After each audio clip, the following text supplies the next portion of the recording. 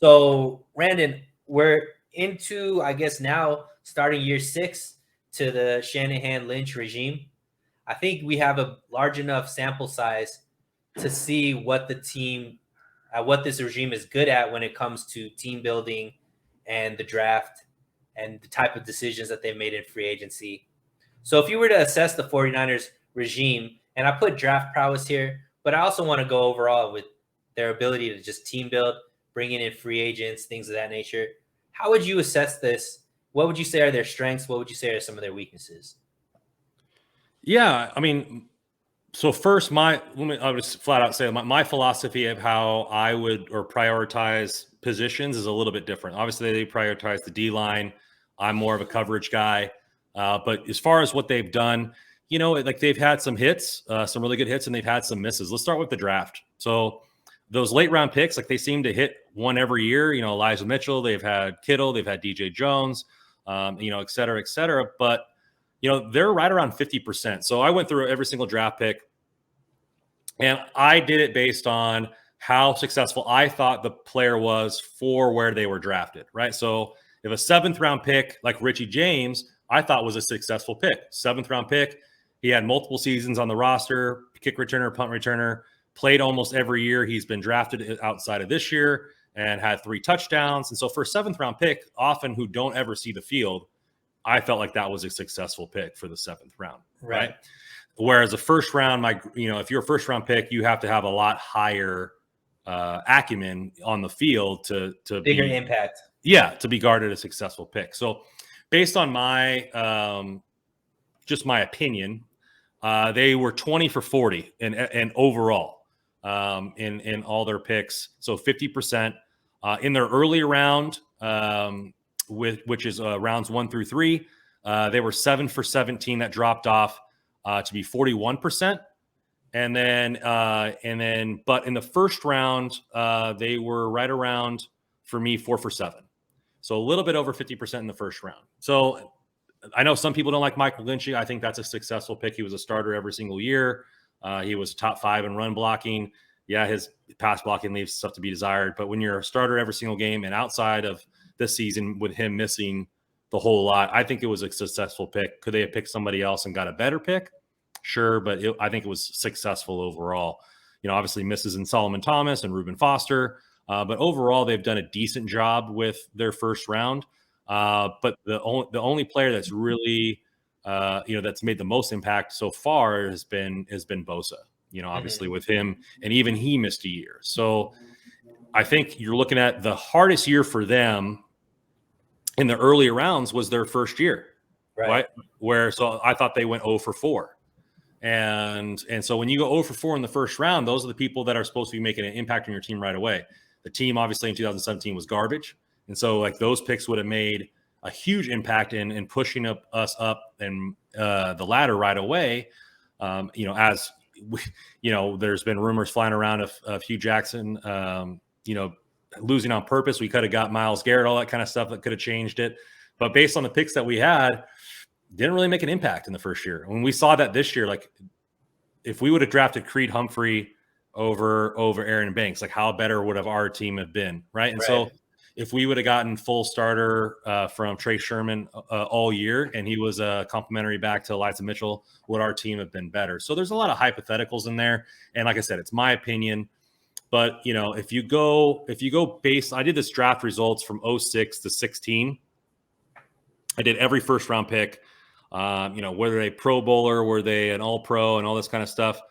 To get a Pro Bowler out of the first round is about a 43% chance. So, I mean, you're looking at, and that's one Pro Bowl.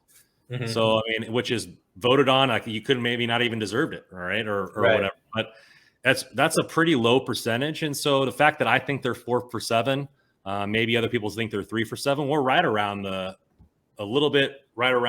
average of the league for that decade. And so I think they're doing a pretty good job in the early rounds, and then they're hitting some gems on the late rounds. Yeah, I mean, I think for some reason, Randon, when I looked at the 49ers drafting, in my mind, I had this idea that they weren't very good. At least this regime wasn't really good.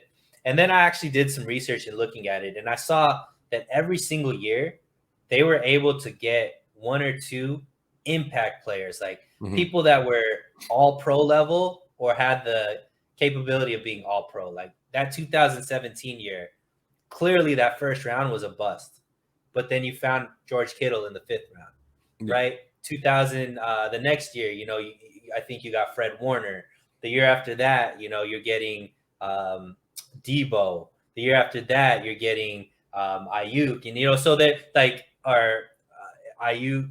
I forget if it was Ayuk or there's somebody Well, you else. got Debo and Bosa in the same draft. Right, Debo, Bosa, that was probably their best draft, right? And then last year with Elijah Mitchell and yet to be seen, I think a guy like Ambry Thomas has the opportunity to be really good, and we'll see what Trey Sermon does as well. But they seem to get players that are core players and that they produce at a higher rate than I would say other teams do.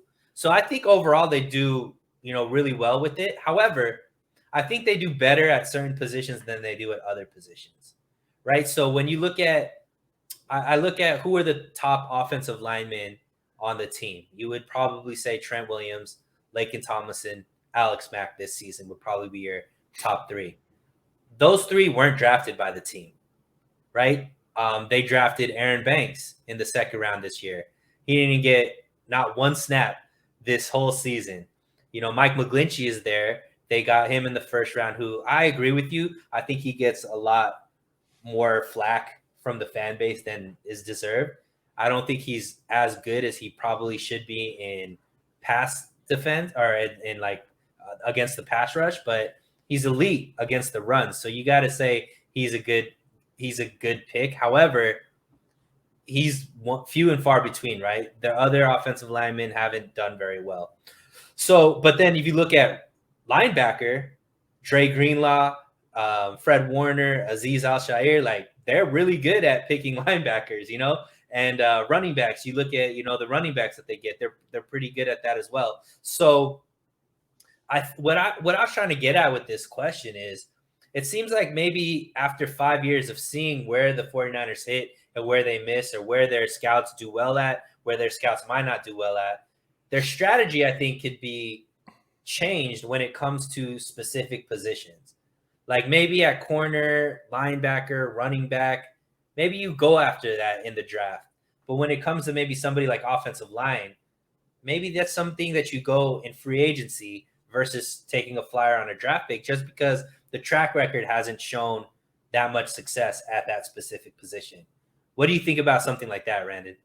Yeah, well, the scout team does both. They scout for free agents, they scout for trades, they scout for college. So like you have multiple scouts. And so, I think that I like what you're saying.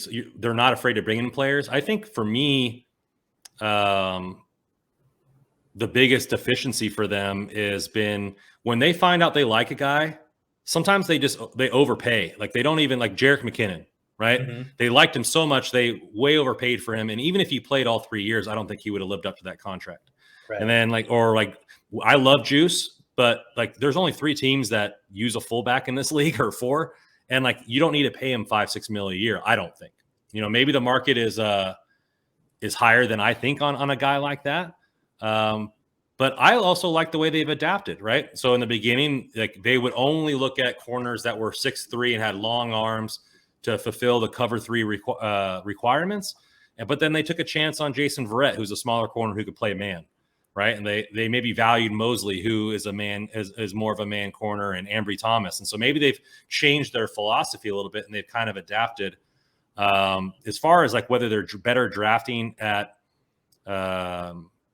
different positions, that could be a number of things. You're looking at, does that said scout that is responsible for that position group, or do they do it by region? And if they do it by region, is this guy that has this certain region better at scouting certain players? Does he have more knowledge than others? Does he have more sway within the draft room with John Lynch? And so it's like all those things go into effect. When I follow the draft a lot more heavily in hockey, and you have different regions across all of the world, and like all that stuff, and you're kind of fighting in that room for your guys. Like you believe in your prowess as a scout, and you're fighting for your guys. And sometimes, different arguments weigh more than may weigh more than others. And so I think it's something interesting that you said that might be because of effect of something totally different. I think it's very interesting that in this sample size that the hit rate for some of these positions are way higher. And maybe that scout that values those positions or looks at or maybe they're just more accurately at identifying a positive trait, right? So, obviously in the first round, you want a guy that's well-rounded. Like he needs to be an impact starter day one. And then when you're taking shots at the later rounds, like they need to have an elite skill at one thing that benefits your program. Elijah Mitchell ran a similar offense in college and has outside zone speed. Okay, great. Like, can he do at the pro level? We'll see. And it ended up he could, but like you take those gambles on the late picks. So I know that was a long-winded answer to answer your question. No, but I mean, I think it makes sense because the reason why I asked that is I think after 5 years, you do see tendencies and you do see where those strengths are, where those weaknesses are.